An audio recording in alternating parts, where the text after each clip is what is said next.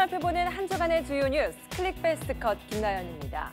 설 연휴가 끝났으니 이제 본격적으로 황금돼지해 기해년이 시작됐는데 시작과 함께 참 많은 일들이 쏟아졌습니다.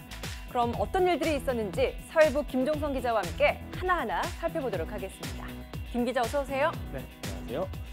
새해부터 좀 뭔가 많다라고 말씀을 해주셨는데 어떻게 보면 좀 어수선합니다. 국회를 중심으로 해서 역사 왜곡 논란이 나왔는데요. 오늘 첫 사진 그와 관련된 내용 준비해봤습니다. 네, 어떤 사진인지 빨리 만나보도록 하겠습니다. 네, 여기 딱 가운데 보입니다. 김진태 의원이 이렇게 있고 차에 막 밀려 있고 사람들이 굉장히 뭔가 분노한 모습도 고스란히 담겨 있습니다. 네. 5.18 겸해 발언과 관련된 논란 굉장히 시끄럽죠. 네, 계속해서 충격파가 이어지고 있고요. 지금 사진만 보더라도 일촉즉발의 상황이다라는 것을 느낄 수가 있습니다. 이 사진은 지난 12일 오전 광주시 북구 자유한국당 광주 전남도 당사 앞에서 촬영한 사진입니다. 5.18 망언 논란을 일으켰다 이런 지적을 받고 있는 자유한국당 김진태 의원. 당권주자 자격으로 방문했다가 5.18 단체 회원들의 항의를 받고 있습니다. 자유한국당 소속 일부 의원들이 국회에서 개최한 5.18 진상규명 대국민 공청회에서 5.18 민주화운동을 비하한 김진태, 김순례, 이종명 의원에 대한 논란으로 뜨거웠던 한 주였습니다. 이날 김 의원의 광주 방문 소식이 알려지면서 5.18 단체와 광주 지역 시민사회단체 인사들이 일찍부터 한국당 당사를 찾아와 항의 집회를 열었습니다. 김 의원이 당사에 도착을 하자 항의 인파와 취재진이 몰리면서 한동안 당사 앞이 아수라장으로 변하기도 했습니다. 광주에 간다는 이야기가 나왔을 때 괜찮을까라는 말도 굉장히 많았거든요. 네. 근데 못 갈 일이 없다라고 굉장히 당당한 모습이었는데 사실 좀 굉장히 난감했을 것 같아요. 네, 현장 영상 들어온 걸 쭉 살펴봤더니 분명 그런 표정이 그대로 묻어났습니다. 광주공항에 도착한 김 의원, 한국당 광주시당 전남도당사로 향하는 길목에서 승용차를 바꿔 탄 뒤 당사 뒤편으로 들어갔습니다. 5.18 민주화운동 관련 단체 회원들의 항의를 피하기 위해서였다고 하는데요. 이후 문을 걸어 잠근 채 간담회를 열었는데 10분 만에 종료하고 말았고 다시 경호원들의 호의를 받으면서 당사를 빠져나갔습니다. 당황해하는 그의 표정이 취재 기자들의 카메라 곳곳에 찍힌 모습을 볼 수 있었습니다. 논란을 빚은 공청회를 개최한 데 대해서는 발언한 분들은 주관적인 의견을 말한 것일 뿐이다라고 설명을 했습니다. 광주에서도 이런 입장은 변하지 않았는데 5.18 유공자들의 명단을 공개해야 한다고 주장했고 유공자 명단 공개는 위법임에도 가짜 유공자를 가려내야 한다 이런 주장을 굽히지 않았습니다. 네, 5.18 망언 파문이 계속 커지다 보니까 이들 의원들에 대한 징계를 추진하려고 한국당 제외한 여야 4당이 징계안을 또 국회에 제출했죠. 네, 여야 간 정말 일진일퇴의 공방이 벌어지고 네. 있는 상황인데요. 저희가 다음 사진을 통해서 자세하게 알아보도록 하겠습니다.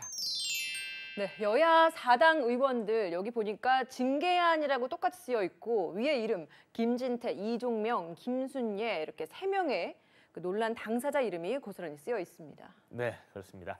이 사진은 지난 12일 오전 국회 의안과에서 촬영한 사진입니다. 여야 4당이 공동으로 5.18 민주화운동을 비한 자유한국당 김진태, 이종명, 김순례 의원에 대한 징계안을 제출하고 있습니다.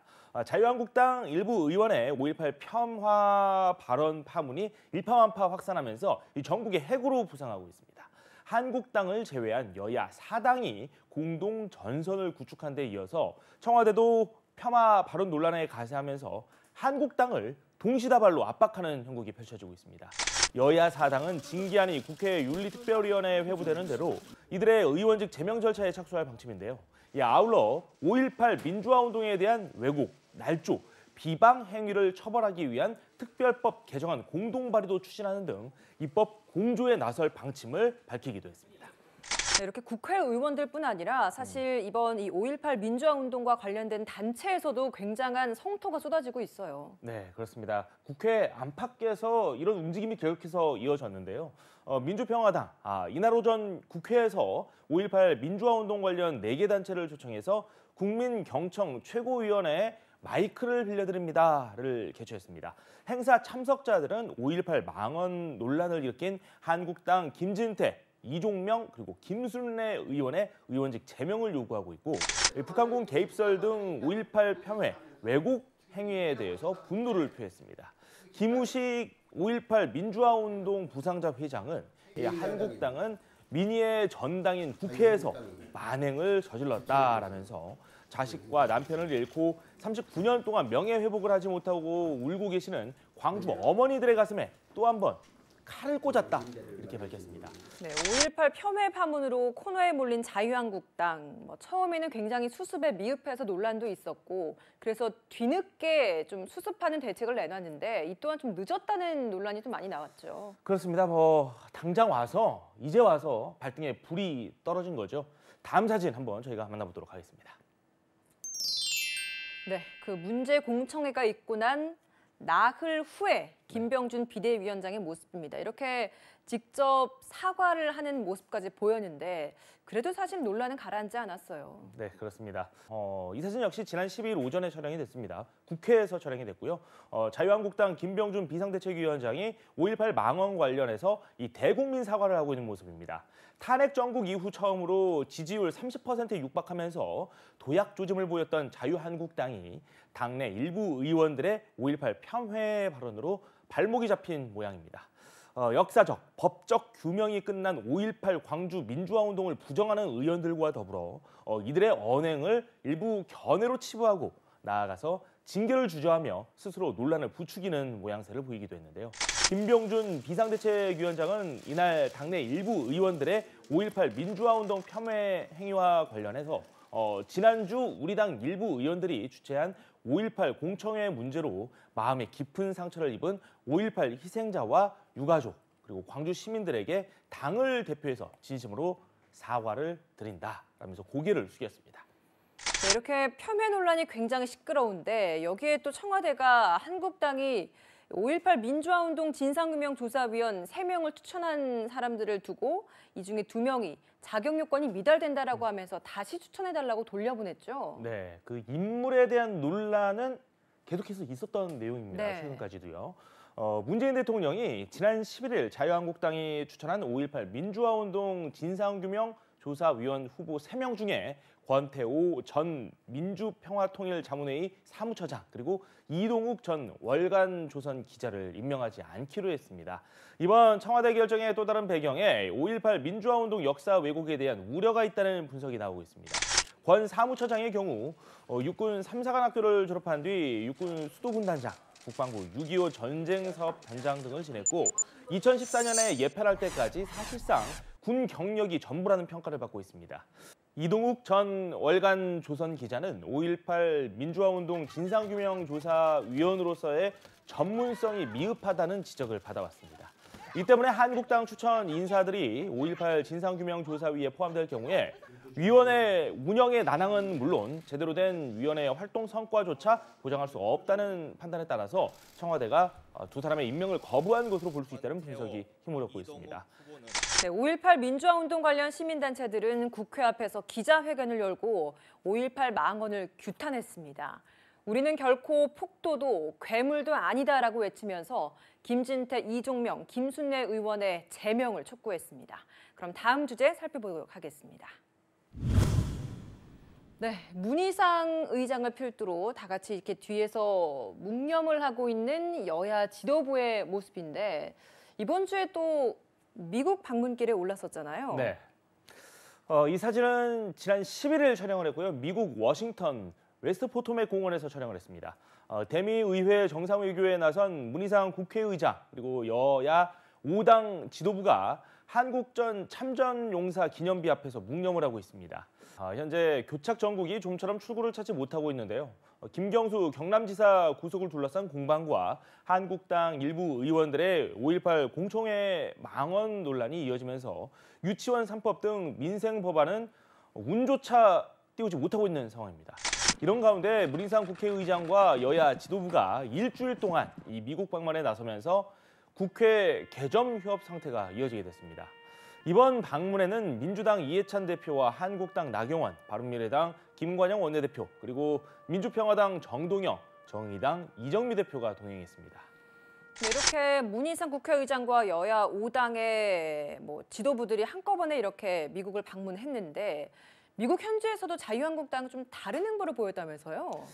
네, 그렇습니다. 이번 의원 외교 대표단에는 나경원 원내대표와 국회 외교통일위원장인 강석호 의원, 외통위 간사인 김재경 의원, 국회 국방위원회 간사인 백승주 의원 등 4명의 한국당 의원이 포함됐는데 이들은 국회 대표단의 주요 일정을 소화하면서도 자신들만의 일정을 만들거나 미국 각계의 한반도 문제와 관련한 국내 보수 진영의 우려 목소리를 전달하는 데 주력하는 모양새를 보이기도 했습니다.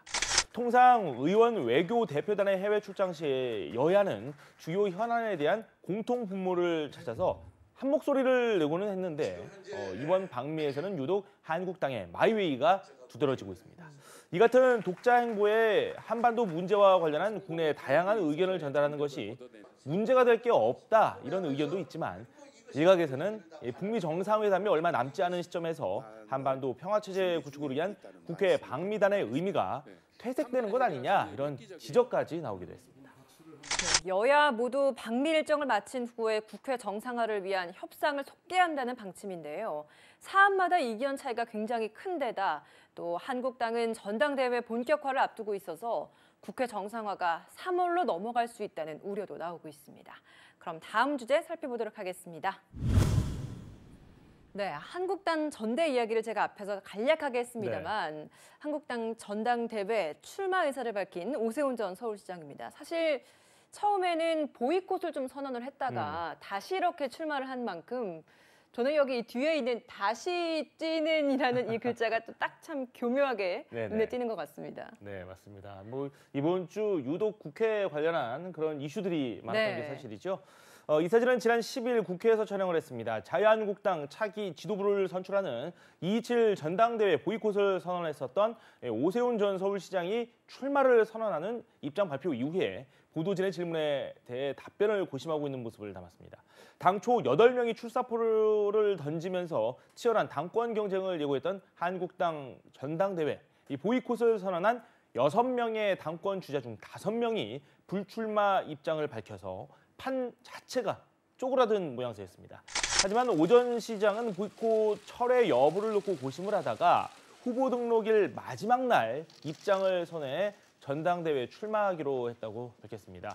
출마 선언에서부터 박근혜의 극복론을 들고 나온 데 이어 이날 전대 보이콧 철회 기자회견에서도 한국당은 보수 우파를 위한 정당이지 두 전직 대통령을 위한 정당은 아니다. 이렇게 이야기를 하면서 친박 진영의 각을 내세웠습니다. 네, 이렇게 오 전 시장, 황교안 전 총리 유력 주자가 완주 의지를 밝힌 만큼 결국 친박 대 비박 이런 경쟁 구도가 만들어진 건 불가피하게 된 것 같아요. 네, 분명히 당내 갈등 구조가 밖으로 이렇게 널리 알려지게 된 부분은 마이너스가 될 수도 있긴 합니다. 대체로 황 전 총리는 친박 진영, 오 전 시장은 비박 진영의 지지를 받은 것으로 분류되고 있습니다. 황 전 총리는 박근혜 정부 첫 법무장관과 국무총리를 거쳐 탄핵 국면에서 대통령 권한 대행까지 지냈다는 이력을 바탕으로 입당 후 자연스럽게 친박 주자로 자리매김했습니다. 최근 박 전 대통령의 최측근인 유영하 변호사의 방송 인터뷰로 촉발된 배박, 그러니까 박근혜를 배신했다 이런 논란이 일었는데 황 전 총리는 여전히 친박 진영의 유력 주자라는 게 정치권 안팎의 분석입니다. 황 전 총리 역시 전대 승패를 좌우할 대구 경북 지역을 수차례 방문해서 한국당의 전통 지지층은 물론 박 전 대통령에게 여전히 호의적인 표심을 파고드는 데 주력하고 있습니다. 오 전 시장의 경우 박근혜 전 대통령에 대한 사면, 이 부분에 대해서 절차적으로 사건이 확정돼야 하기 때문에 논의하기에는 이른 측면이 없지 않다 이렇게 밝히기도 했는데요. 친박 진영과 각을 세우는 모습이다라는 그런 분석이 나오고 있습니다. 자유한국당을 흔들고 있는 5.18 폄훼 발언 논란도 전당대회 변수로 작용할 수 있다는 분석이 나오고 있습니다. 황 후보는 갈등이 잘 정리돼야 한다는 원론적인 입장을 보이는 반면에 오 후보는 지역 정서를 무시하는 잘못된 처신이라며 비판의 목소리를 키우고 있습니다. 그럼 다음 주제 살펴보도록 하겠습니다.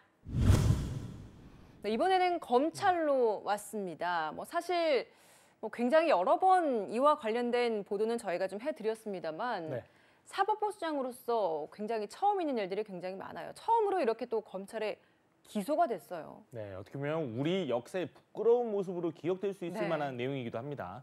지난 11일 오후 서울중앙지검에서 촬영을 했습니다. 검찰이 이 사법행정권 남용 의혹으로 구속 기소한 양승태 전 대법원장에 대한 중간 수사 결과를 발표하고 있습니다. 양 전 대법원장 2017년 9월 퇴임한 지 1년 5개월 만에 형사사건 피고인으로 법정에 서게 됐습니다.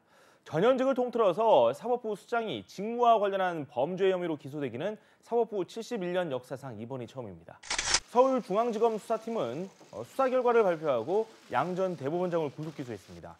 2011년 9월부터 6년간 대법원장으로 일하면서 반헌법적 구상을 보고받고 승인하거나 직접 지시를 내린 혐의를 받고 있고 모두 298쪽에 달하는 공소장에는 각종 재판 개입과 사법부 블랙리스트 그리고 비자금 조성 등 47개 범죄 사실이 담겼습니다. 네, 사법행정권 남용 의혹의 정점인 양승태 전 대법원장. 24기수나 아래인 후배 판사에게 재판을 받게 됐다고 하더라고요. 그렇습니다.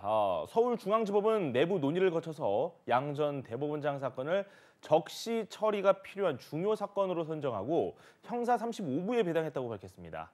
대법원 재판 예규상 다수 당사자가 관련됐거나 사회적 파장이 큰 사건 등은 중요 사건으로 지정해서 신속히 처리하고 있습니다.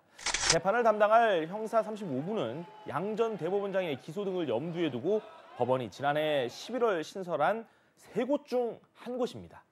법원 관계자는 형사비부 재판장들과의 협의를 거쳐 연고관계, 업무량, 진행 중인 사건 등을 고려해서 일부 재판부를 배제한 뒤 이 나머지 재판부를 대상으로 무작위 전산 배당을 한 결과라고 설명했습니다.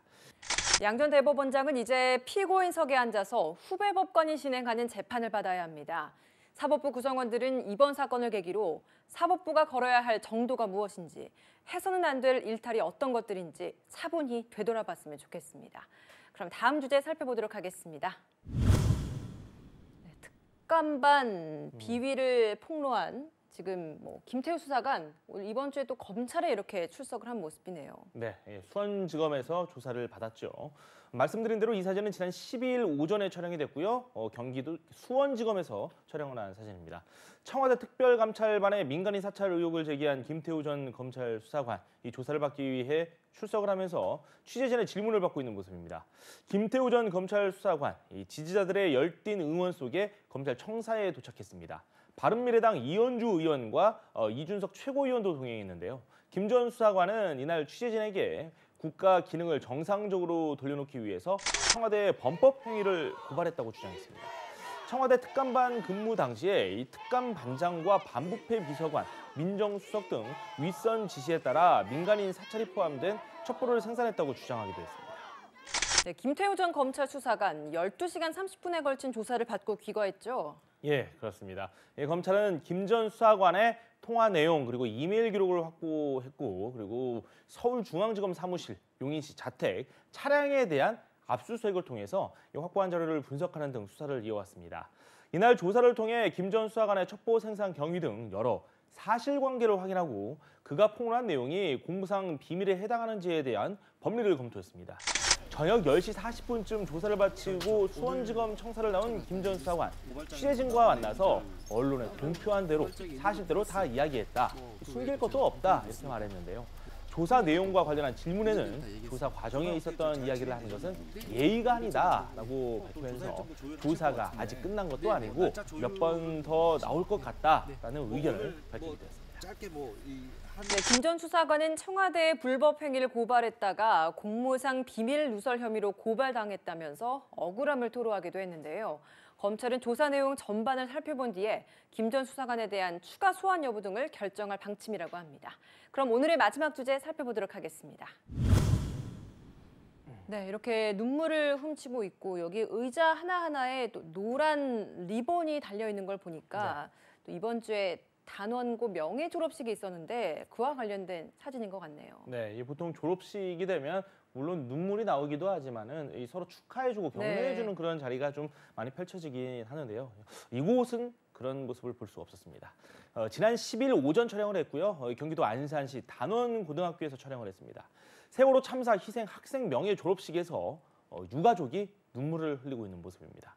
4.16 세월호 참사로 희생한 경기도 안산 단원고 학생 250명의 명예 졸업식이 열린 단원고 강당 단원관에는 무거운 침묵이 내려앉았습니다. 강당에는 희생 학생들의 이름이 붙여진 파란 의자가 반별로 세워져 있었고 그 자리를 희생 학생들의 부모가 채웠습니다.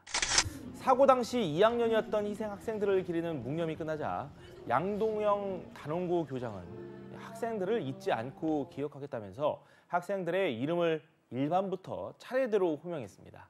강당 앞에 설치된 대형 스크린 위로는 학생들이 떠나던 날 학교 주변에 흩날리던 벚꽃과 함께 희생자들의 사진과 이름이 나타났고 5년 전 하늘로 떠나보낸 귀한 아들, 딸들의 이름이 불리자 강단에는 부모님들의 흐느낌이 점차 번져나가기도 했습니다.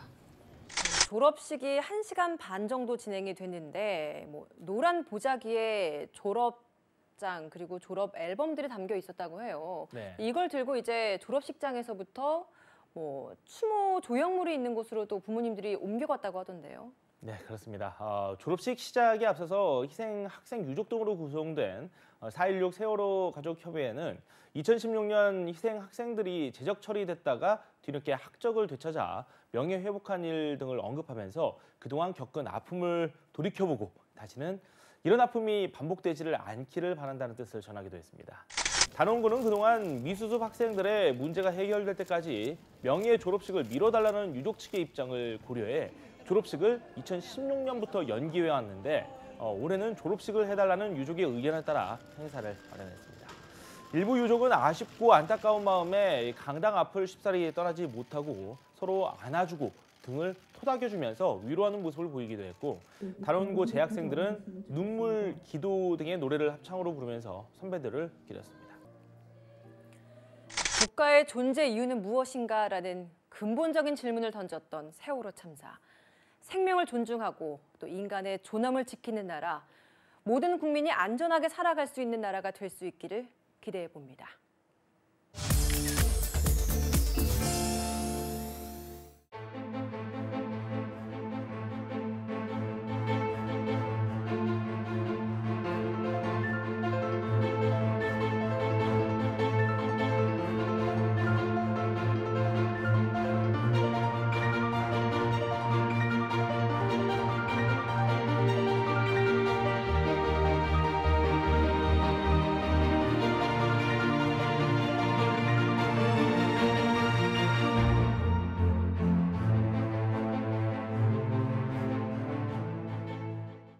사진으로 살펴보는 한 주간의 주요 뉴스 클릭 베스트 컷. 오늘 준비한 사진은 여기까지입니다.